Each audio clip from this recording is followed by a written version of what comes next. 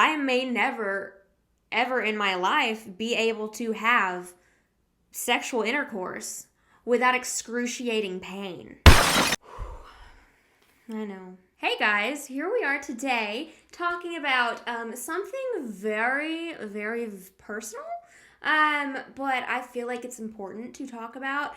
And so today we're talking about my vagina and what's going on with it, what's been going on with it forever.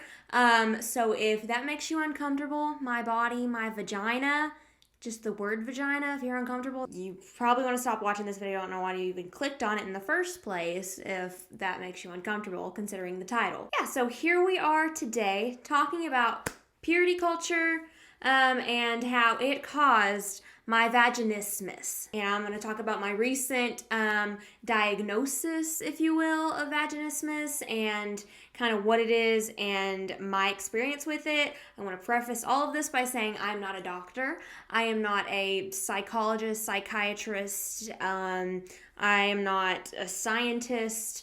All I know is my experience and what I've been told by doctors and what I have found out through research, countless hours of research, YouTube videos of other people who've struggled with similar things, several testimonies from other people on YouTube or just articles that I've read of people with this specific condition, if you will. This is just what I know and what I have been experiencing. So let's get into it. Let's do it. So I'm going to start with the definition of vaginismus. This is from WebMD, by the way. Vaginismus is when the muscles of a woman's vagina squeeze or spasm when something is entering it, like a tampon or penis. It can range from mildly uncomfortable to quite painful. And there are two types. There's primary and secondary. I have primary where basically I have never been able to insert anything without feeling the pain. A lot of people have secondary vaginismus, which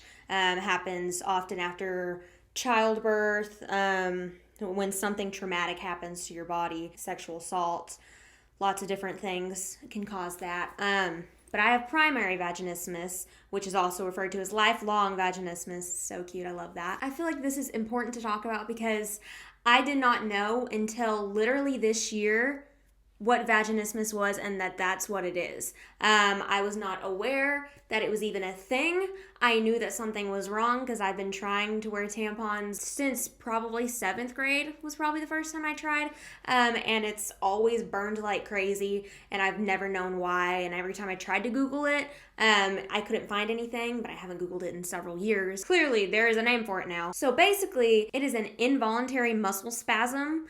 Whenever anything tries to enter, my body just physically rejects it. And some people say that it's like, it feels like it's hitting a brick wall. And that's how I would describe, like, trying to put in a tampon. It would get to maybe this much in and then stop. And, like, I couldn't push any further. And the harder I pushed, the more it burned like crazy. Like, unbearable burning, and I was just like, okay, I just won't try that for a little while, like, which it's whatever, we'll figure it out, we'll try it next time, we'll try it again, I'm just doing something wrong. And I would tell people about this and they'd just be like, well, you're just not putting it at the right angle, you'll figure it out, it's no big deal, it's whatever. And I'm just sitting here like, okay, I mean, I guess I'll just brush it off because I don't know what's happening. There was one time I tried to use a tampon, but I accidentally grabbed a super instead of just a regular. And trying to shove this into my body, I literally started shaking and I got very lightheaded and I almost passed out. People would be like, oh, well, you were just nervous. You're just not putting it in the right angle. And I'm like, I literally almost passed out because of the pain and not being able to do this. And since I've seen a lot of similar stories from people on the internet that have vaginismus, that have experienced the exact same type of almost pass out, or they've gone to the gynecologist and they've passed out at the gynecologist, all kinds of crazy stories over this kind of thing. So the way that I found out that I have vaginismus, the way that I finally put a word to what has been going on with my body my entire life, basically. I had a kidney stone earlier this year that sent me to the urologist. At the urologist, I had to fill out a questionnaire about urine and peeing and everything. And we all know from one of my videos, I peed my pants in public. I have a problem with holding in pee when I laugh too hard. So it made me think about that, and so I brought that up to the urologist. They told me that I need to see a pelvic floor physical therapist. She handed me the pamphlet and said, these girls do great work. It's incredible what they can do. They can help you with that. I was like, okay, she gives me this pamphlet. Maybe I'll look into it. Not realizing she was going to actually refer me and they were going to call me. So a couple days later, I got a call from the pelvic floor physical therapy and I got an appointment set up. And I was like, I know people who have gone to this kind of therapy before for urine incontinence. They've told me that they have to stick something up your vagina and you have to do exercises, and that made me think, wait, I cannot physically put anything up there. It hurts. It's too painful. So can I even do this kind of therapy? And so I was like, maybe I need to go to a gynecologist before I can actually go to this therapy. So I call them and I tell them that I've heard of this kind of therapy and I can't physically put anything up there. So should I see a gynecologist first? And they said to me, well, it actually sounds like you have vaginismus, and going to a gyno, they would just send you here anyway. You should go ahead and come here. I went there, they told me I have vaginismus, and here we are. It's insane that my entire life I've had this condition and I finally have a name to it. So then I started doing research like crazy. Like, what causes this? Getting to know more about my body, what's going on with it. I just went to work researching everything. And that's when I realized, just reading all the testimonies and what could possibly cause it, that purity culture, growing up in evangelical purity culture, being told nothing needs to touch you down there until you're married, not only psychologically manifested itself, but it physiologically manifested itself in my body. Basically being told my whole life that nothing is supposed to touch you down there, you're not supposed to feel anything down there until you're married. It made my body create a response almost as that of a trauma victim. So if anything tries to insert my body, it physically rejects it, and my nervous system literally says no. Don't touch that, and it makes it painful. I don't know. I'm really bad at explaining things, so that I don't know if that makes sense. So I've had to do some pelvic floor physical therapy to try and desensitize myself down there, to let my nervous system know that it is okay that something is touching me down there. This is heavy. This is some heavy stuff. And a strong religious background seems to be one of the major causes. Like, literally not even just insertion, just like my labia has like some sensitivity issues, and I have been told by my PT to take a cotton ball and just lightly brush it and let it know that it's okay that something is touching you down there. Because my body like physically rejects that something touches me down there, because I was told nothing should touch me down there unless I'm married. And even then, once you're married, it doesn't just magically go away and all of a sudden you're good. It's not how it works. It's insane. It's absolutely insane. But I have had to go twice a week for a couple months to pelvic floor physical therapy and have a doctor insert something in me, have me do contracting, relaxing, hooking me up to a machine, looking at my biofeedback to see how my pelvic floor moves. It's a lot. It's a lot. Painful physical therapy that I've had to endure as a result of this, and to help fix it, sticking dilators or trainers